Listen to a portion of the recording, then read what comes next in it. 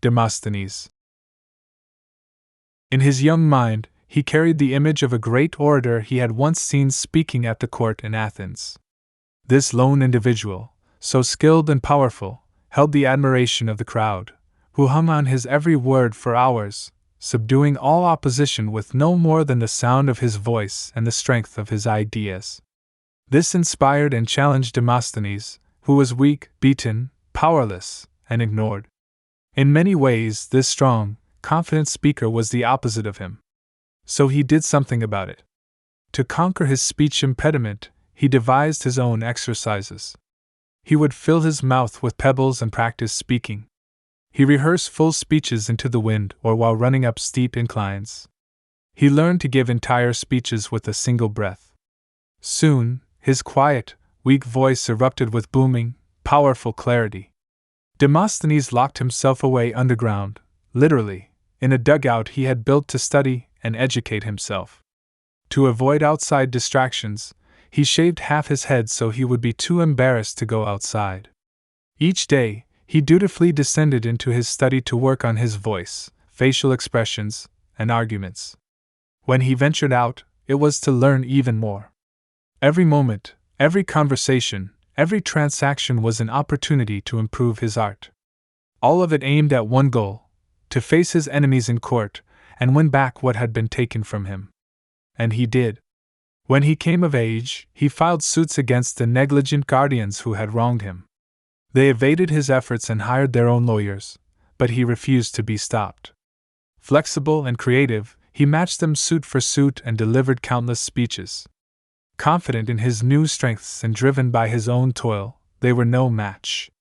Demosthenes eventually won. Only a fraction of the original inheritance remained, but the money had become secondary. Demosthenes' reputation as an orator, his ability to command a crowd, and his peerless knowledge of the intricacies of the law were worth more than whatever remained of a once great fortune. Every speech he delivered made him stronger. Every day he stuck with it made him more determined. He could see through bullies and stare down fear. In struggling with his unfortunate fate, Demosthenes found his true calling. He would be the voice of Athens, its great speaker and conscience.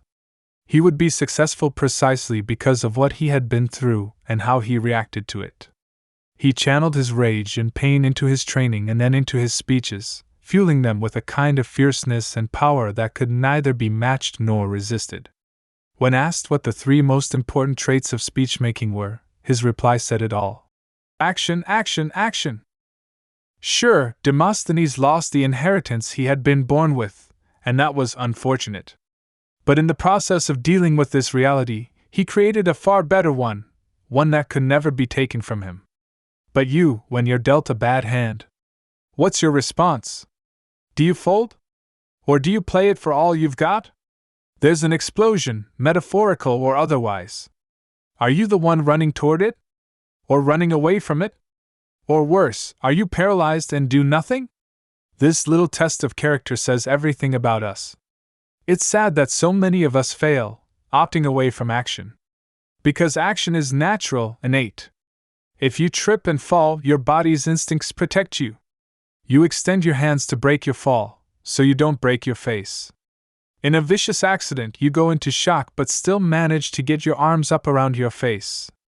That's where the term defensive wounds comes from. We don't think, we don't complain, we don't argue. We act. We have real strength. More strength than we know. But in our lives, when our worst instincts are in control, we dally. We don't act like Demosthenes. We act frail and are powerless to make ourselves better. We may be able to articulate a problem, even potential solutions, but weeks, months, or sometimes years later the problem is still there. Or it's gotten worse. It's as though we expect someone else to handle it, as though we believe obstacles will remove themselves. We've all done it. Said, I am so overwhelmed, tired, stressed, busy, blocked, outmatched. And then what do we do about it? Go out and party. Or treat ourselves. Or sleep in. Or wait. It feels better to ignore or pretend. But you know deep down that isn't going to truly make it better. You've got to act. And you've got to start now. We forget, in life, It doesn't matter what happens to you or where you came from. It matters what you do with what happens and what you've been given. The only way you'll do something spectacular is by using it all to your advantage. People turn adversity into opportunity all the time, adversity that's a lot worse than whatever we're dealing with. I'm talking physical disabilities, racial discrimination, battles against overwhelmingly superior armies. But those people didn't quit. They didn't feel sorry for themselves. They didn't delude themselves with fantasies about easy solutions. They focused on the one thing that mattered, applying themselves with gusto and creativity. Born with nothing, into poverty, strife, or the chaos of decades past, certain types of people were freed from modern notions of fairness or good or bad. None of it applied to them. What was in front of them was all they knew, all they had. Instead of complaining, they worked with it. They made the best of it. Because they had to. They didn't have a choice. No one wants to be born weak or victimized. No one wants to be down to their last dollar. No one wants to be stuck behind an obstacle, blocked from where they need to go. Such circumstances are not impressed by perception, but they are not immune from action. In fact, that's the only thing these situations respond to. No one is saying you can't take a minute to think. Damn it, this sucks. By all means, vent. Exhale. Take stock. Just don't take too long. Because you have to get back to work. Each obstacle we overcome makes us stronger for the next one.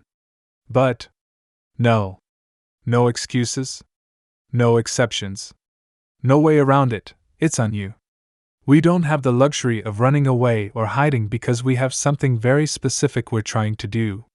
We have an obstacle we have to lean into and transform. No one is coming to save you. And if we'd like to go where we claim we want to go, to accomplish what we claim are our goals, there is only one way. And that's to meet our problems with the right action. Therefore, we can always, and only, greet our obstacles. With energy. With persistence. With a coherent and deliberate process. With iteration and resilience. With pragmatism. With strategic vision. With craftiness and savvy. And an eye for opportunity and pivotal moments. Are you ready to get to work?